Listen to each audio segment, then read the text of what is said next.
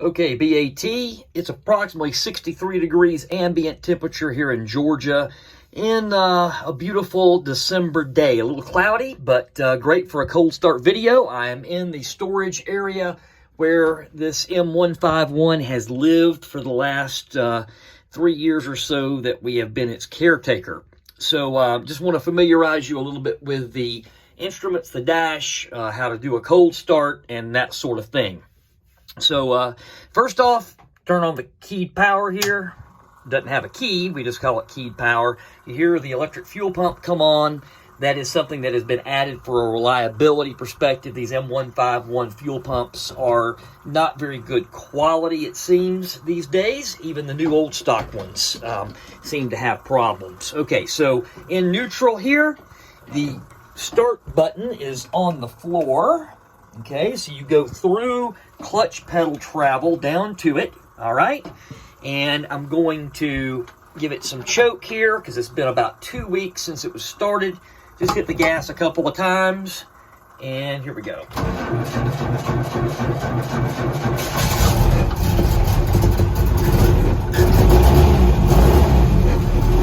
Probably didn't need quite so much choke today, but the engine runs really well even cold.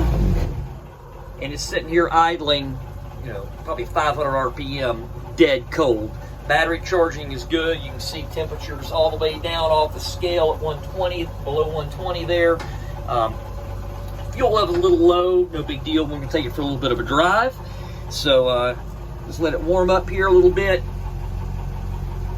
And then we will back it out, and I'm going to do a walk around and show you guys how everything works and what makes this just an impeccable vehicle all the way around. Okay. All right, just pull it around behind the shop here. Get a nice quiet area so I can do you guys a good walk around.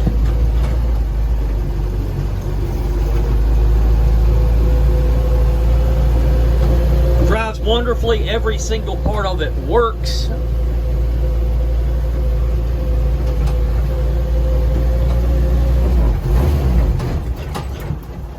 Okay. All right. Go ahead and do a quick walk around and show you how things work here on this M-151A2. So it does run beautifully. The engine appears better than new in many ways. It was put back to original specifications after being a Barstow mutt that was stored for many years at the Barstow Logistics area in California. And don't know exactly how many miles it had on it when it was in storage, but any Barstow mutt is coveted in the M-151 or military vehicle world.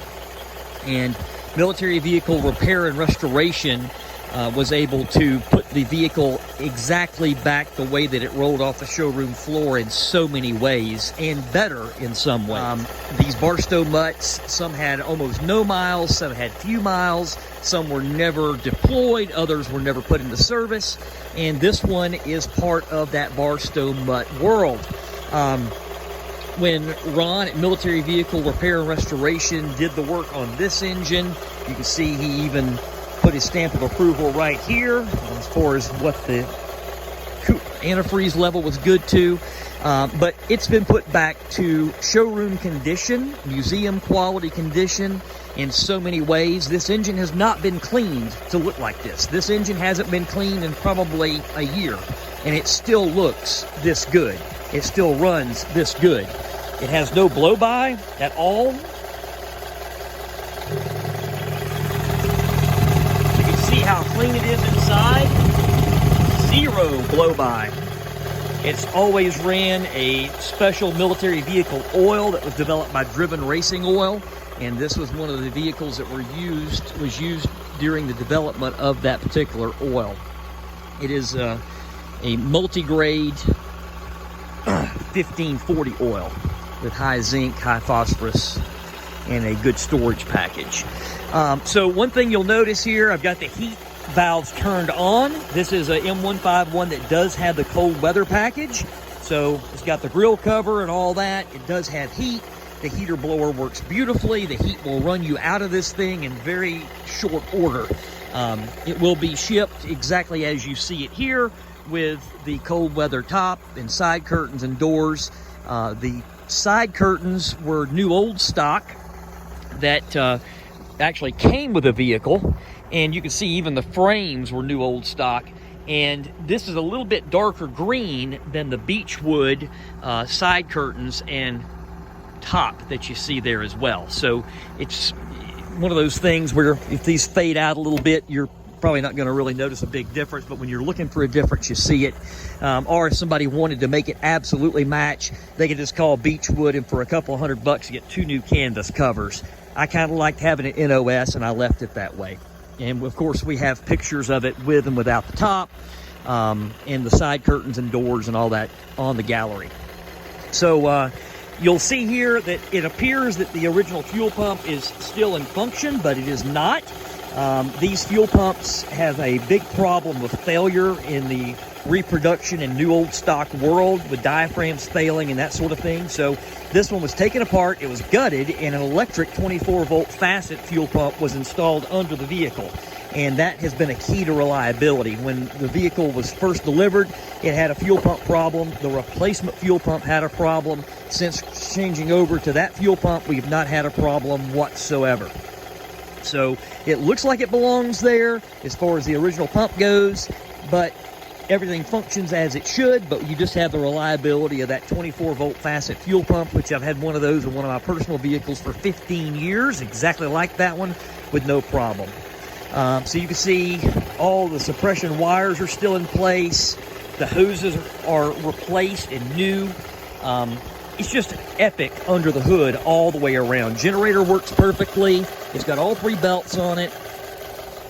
As you can see here, we have the fording kit installed, and there's a block off that will come with a vehicle that you put basically here, and it changes the way that the air is inducted into the engine. So you don't have this whole hose going here and going up. So that way somebody can remove that snorkel if you want to. It's just a matter of undoing a couple of bolts here, a couple of bolts there, a clamp there, and then doing the same thing back here. So there's a tailpipe that actually bolts onto this location, and it gets rid of the fording exhaust if that's what somebody wants to do. You'll see that we have an air-fuel ratio bung here in the exhaust. These engines are, of course, carbureted, so running on more modern fuels, even though this one has always been ran on non-ethanol, like Rec 90 fuel. We have changed the air-fuel ratio. I found it really essential to change both the idle jet and the main jet. Had to go up a couple of sizes on each one of those to get the engine to purr like you see here, and to be happy at 55 to 60 miles an hour. That was a change that's about the only thing we've had to do to it at all for our elevation here in Georgia. So brake fluid is new. All the wiring is exceptional. Everything does work. I'll show you that here. So we can go here to the lights. So headlights work there, as well as the parking lights. And then back here, tail lights work. Turn signals left.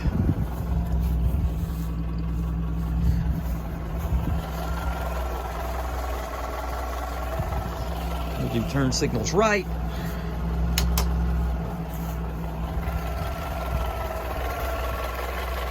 I do not know of anything on this vehicle that needs any attention.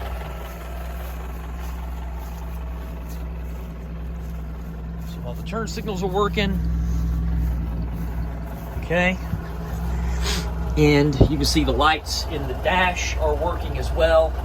Our coolant temperature is up now. Oil pressure is still excellent. Our generator is exactly where it's supposed to be.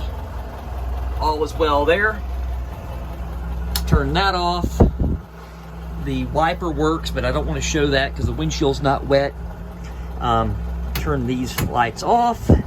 Of course, when you're driving one of these vehicles, the lights will not work unless you at least put it in stoplight mode. So if you do that, you've got turn signals and everything else. But if you don't do that, then you don't have any turn signals. So when you get in this vehicle, the first thing you have to do, once you fire it up, is move this. This is a lock. Move that over, and then go to stoplight. And then all of your lights will function. Otherwise, you won't have brake lights or anything else. Okay.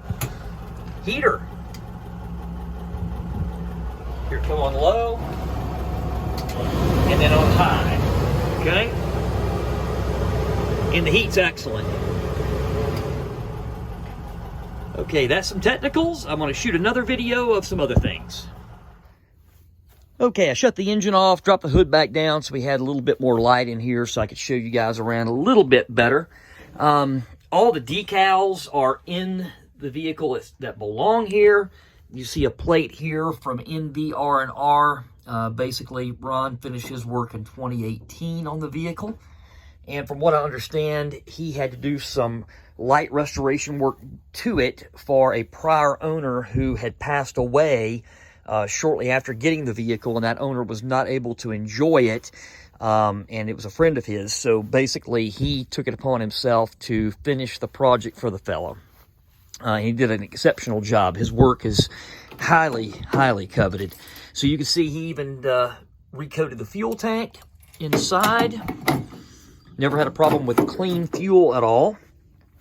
It does have upgraded Humvee seat belts, which are a big plus because the factory seat belts in these things suck.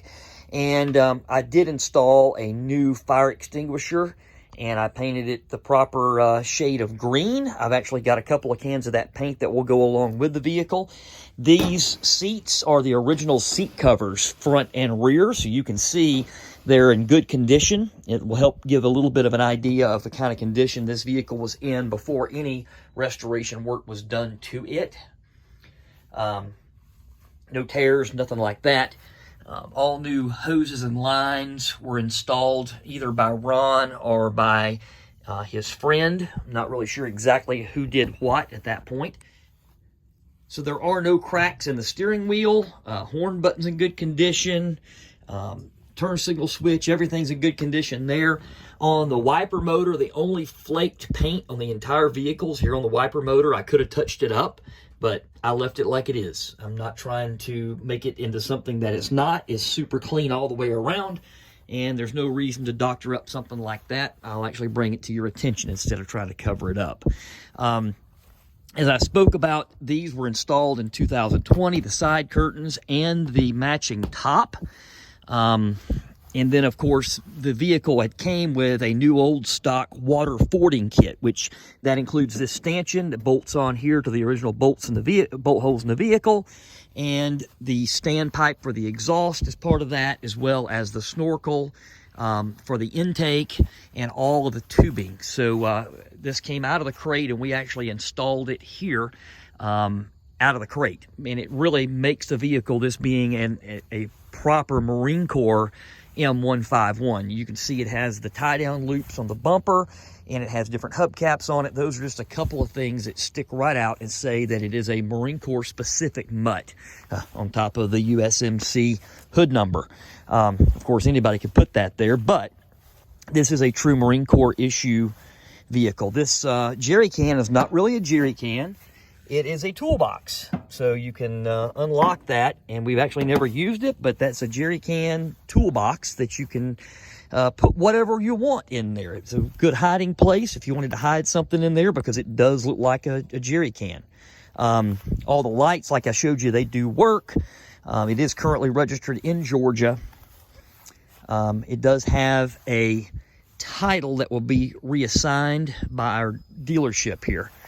Tires are all in really good condition. No problem with them. They don't get flat spotted. This vehicle does get driven quite a bit to be such a nice military vehicle.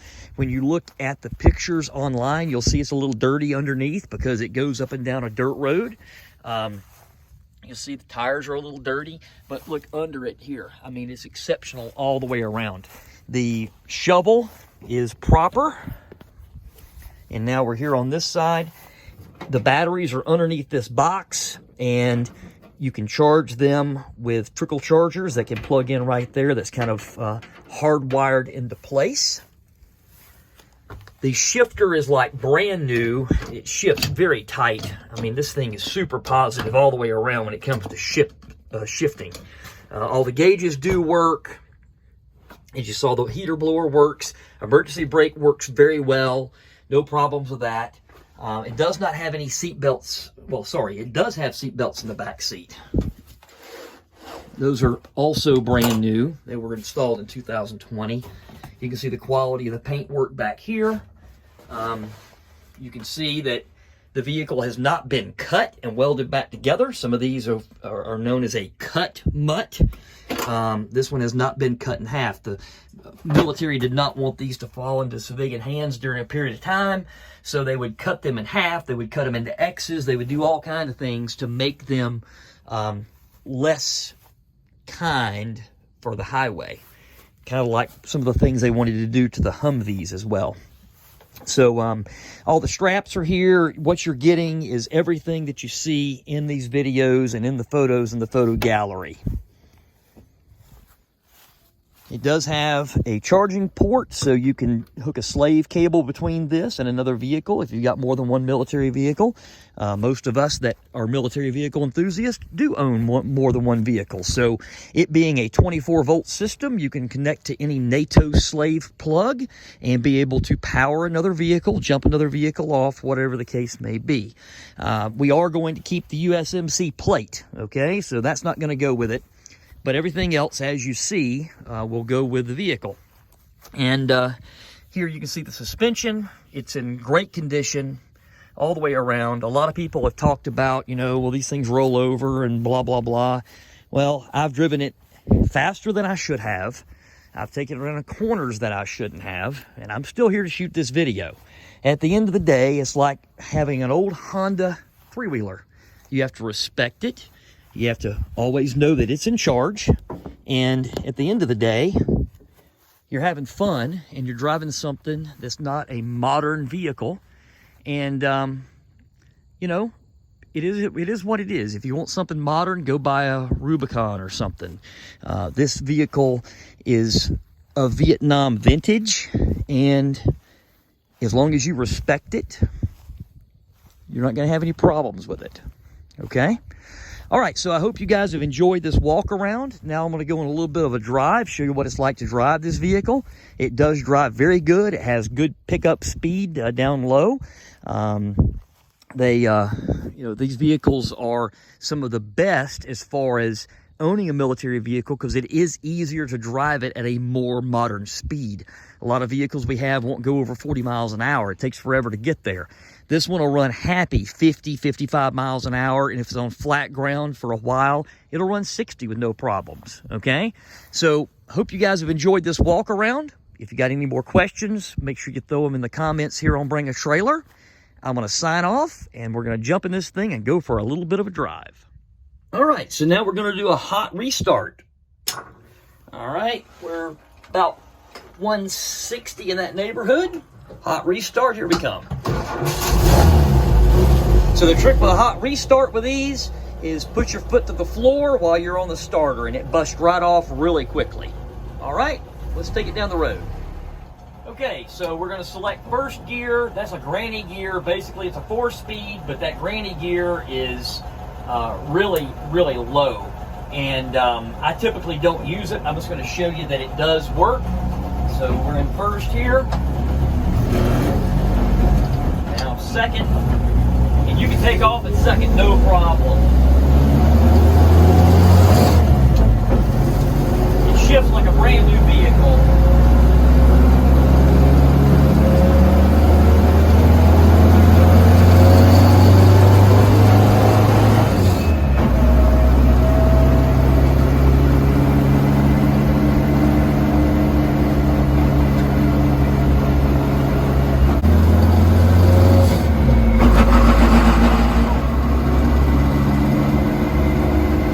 Starting to rain here, so at least I'll show you the wipers work.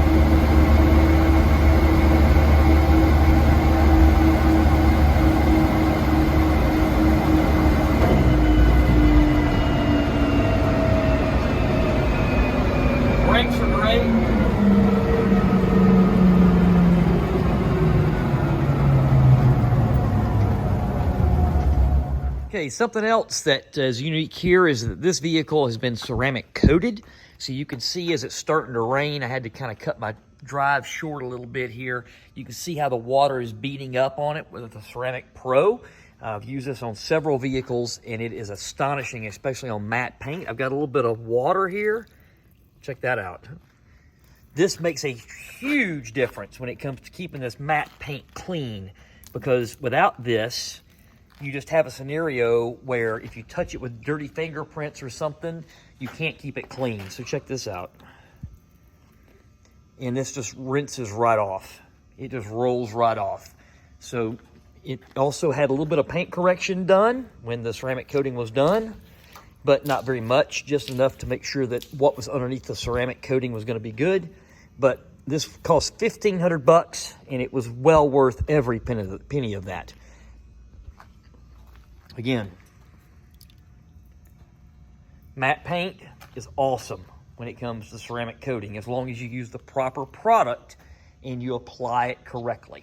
Okay, so it started pouring down rain. I had to cut my drive short, but as you can see, the ceramic coating works exceptionally well. Even the windows, the windshield has been ceramic coated, so the water just rolls right off of it.